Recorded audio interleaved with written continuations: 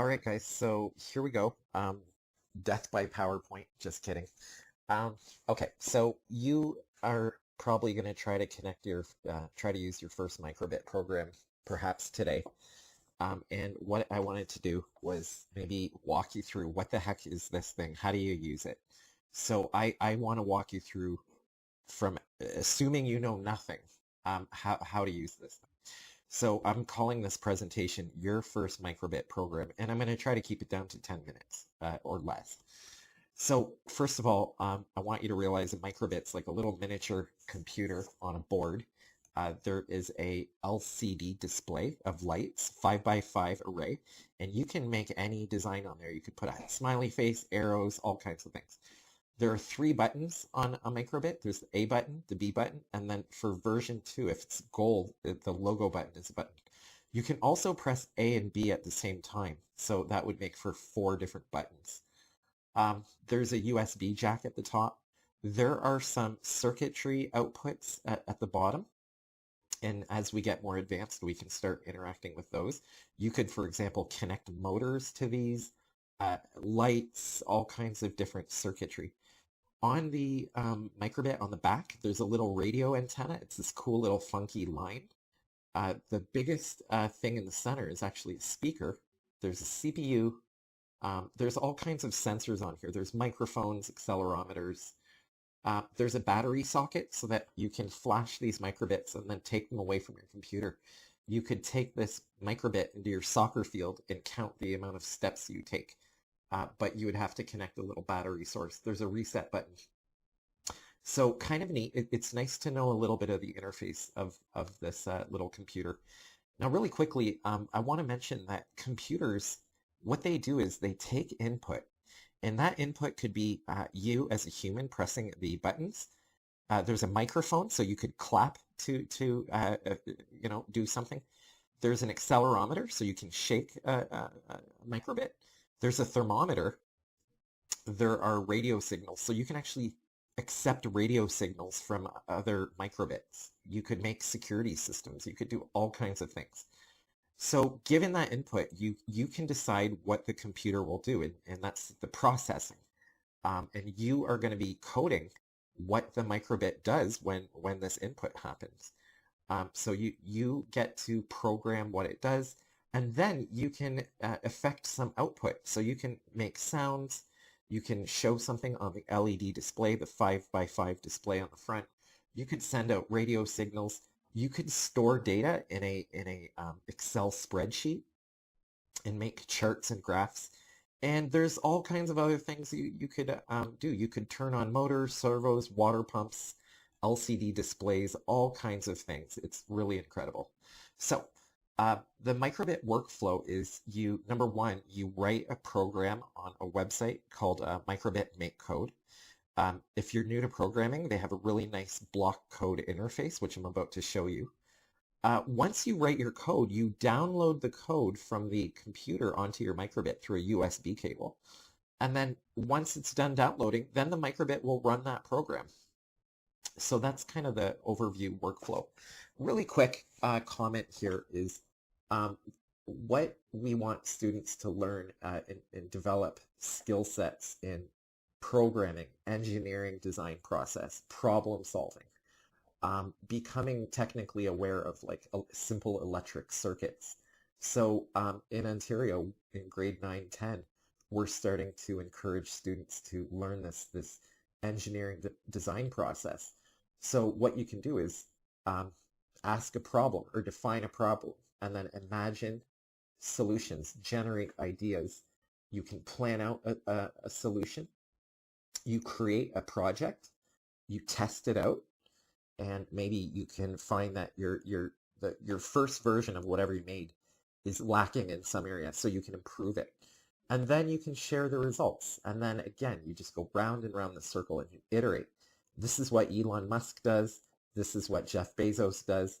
This is what Steve Jobs did, and many, many other successful engineers and entrepreneurs. Hopefully we can use this process for good, make the world a better place. Okay, quick note about programming. When we program, we have a start block, which will, as soon as your program starts, it immediately executes the start block. Once the start block is done, then oftentimes we have a forever loop.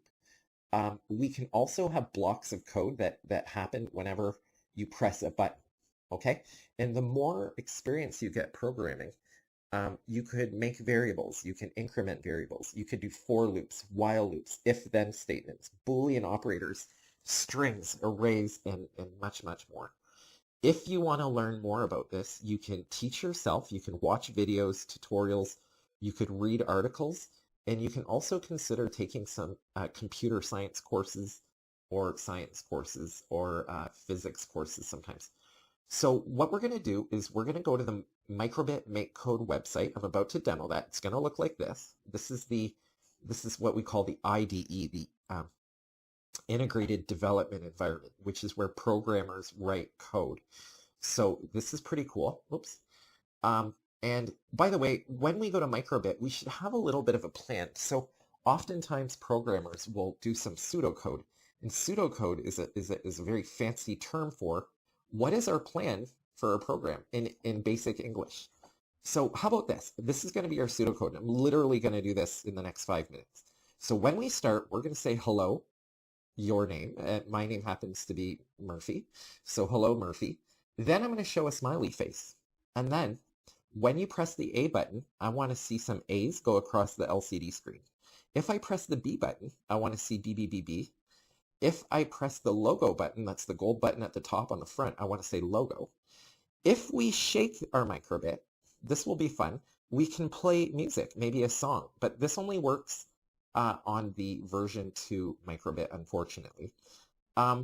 Here's another thing we'll do. For the forever loop, we're going to show the temperature, and maybe we could show the temperature in a house and then maybe in a fridge. So the temperature will continually adjust, and that's an internal sensor on the Microbit. Here's another thing we could try is if we clap our hands and make a loud noise, could we play another song or do some other thing? Maybe we can show a picture of sound or an ear or something. We'll figure that out. So without further ado, I'm going to go to a new blank web page here, and I'm going to type Microbit Make Code. And I'm going to Google this, and it's the first website that comes up in our Google search results, Microsoft Make Code for Microbit. It's a pretty cool website. There's no advertising, there's no expenses.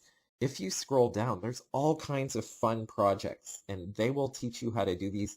And the more experience you get doing these various projects, I mean, you will start to realize how powerful microbits are.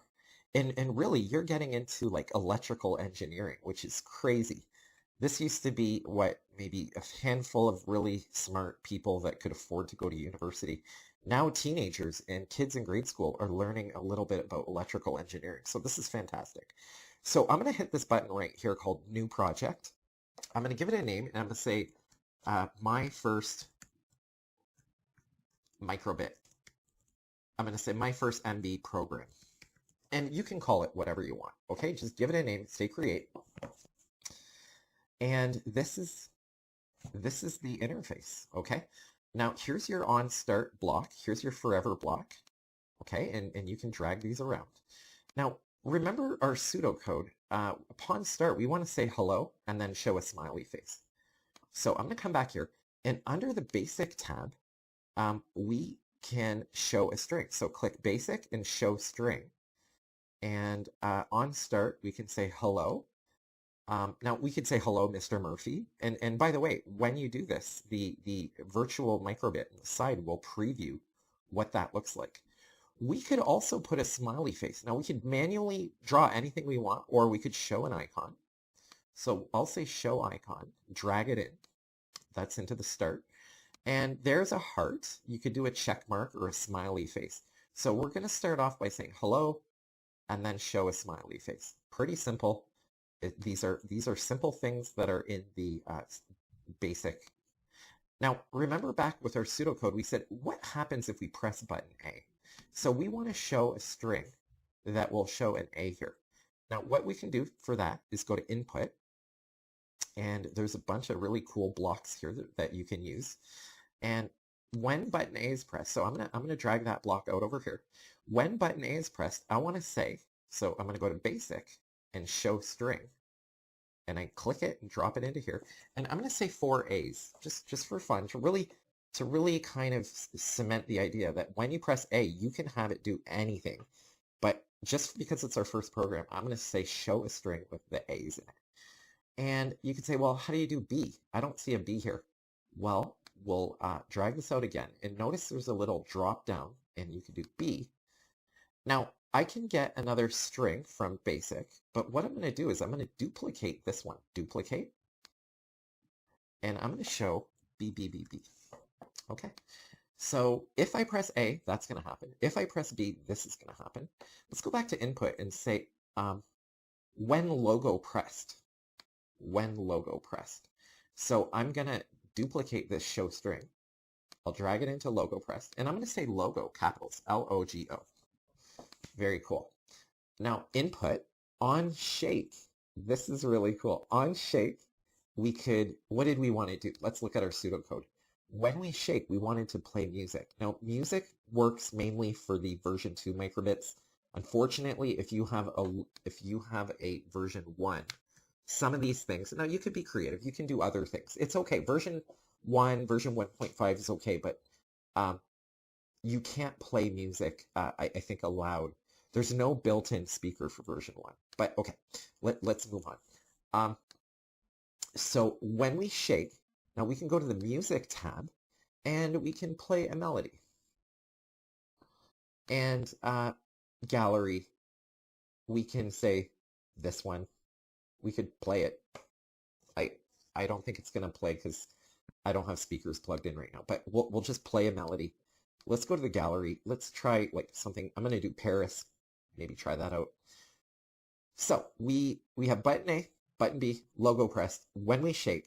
Now up this, when we clap, was there one on loud sound? Okay, here. On loud sound, maybe what we can do is show an icon. And which one might be good to show?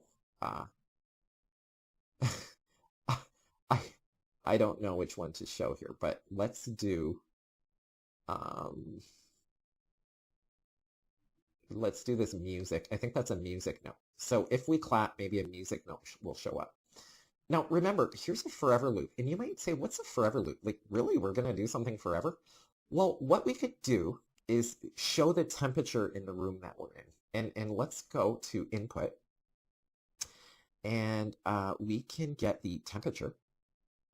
Now, first of all, temperature is oval, and if you try to put it in here, it's not going to really show up. But what we can do, temperature is usually a number, so we can go to Basic, Show Number, and then drag temperature into the number box. So now this forever loop is going to spin very quick. It's going to constantly be showing a number. So maybe what we can do, just to slow it down, is maybe have it pause.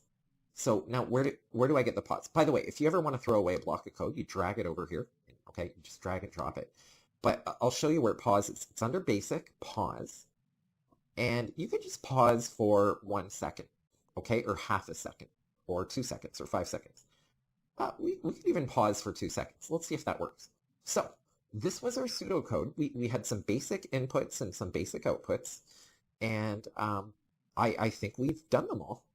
And they were mainly found, these block code items were found in the basic, the input, the music. Okay, now there's more areas which are really cool. There's a ton to learn, but we're just doing our first program here. So what we want to do now is, now I'm going to take a video of my desktop here so you can actually see how I'm connecting stuff in. So here's my Microbit. This is a Microbit version 2. Notice it's got a gold logo. If you have a blue or a red logo or a colored logo, you probably have a Microbit version 1. The version number's right there. What I'm going to do, this is a USB cable, and usually Microbits come with a USB cable, but unfortunately sometimes they're short just to lower their costs. But I'm going to plug in a Microbit right here with the USB. This is kind of the older USB. So here's my Microbit. Now it's running my old program here. So you could say, well, wait a minute, you programmed it to say hello. But the problem is I didn't put the program on here yet. So I'm going to show you how to do it. When you connect a microbit, now if you look at my desktop, I can hit the 3 dots here. Now I think it's connected, but generally once you start using this, you can have it like connect and recognize the microbit. And this program right now, I'm going to hit download. And usually when it downloads, you're going to see a blinking light. Now, of course, I'm doing a video here and it's not really showing it. But, oh, wow. You know what? I think this started already. Maybe without me knowing it. I'm going to see if I can reset it. There's a reset button right here. It's a little black button. I'm going to press reset and see if it starts over. Hello. This is exactly as I programmed. And then a smiley face and a temperature. Now, every 2 seconds, it's going to show the temperature. 30 degrees. Isn't that cool? Now, do you remember what would happen when I press A? Let's press A. When I press A,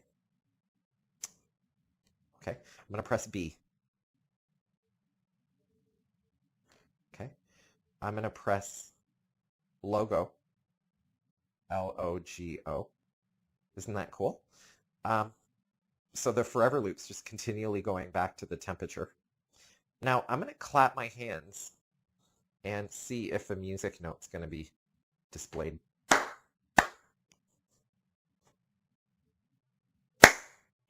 Okay, so obviously that's working. Now, you might say, okay, Mr. Murphy, but now your microbit's connected to your computer. Can you walk around with it? And what I'll say is I'm going to unplug this. Now, it's unplugged. There's no power, so you might say, okay, it doesn't work. But this is a little battery pack. It comes with 2 AA batteries. And this microbit, now, here's the funny thing about this. You got to plug this into the power section, but I would not push it in too deep because it's kind of hard to take out. So yeah, just kind of put it in a little, and there you go. Now I can walk around with this microbit. The program's still there. It's still flashed, but what's the temperature in here? It says 29. I'm going to take you for a walk. I'm going to go outside. Maybe it's a little cooler out here.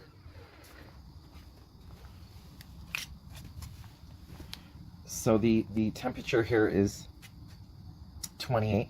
Perhaps it'll drop down to 27, 26 as we spend a few minutes out here.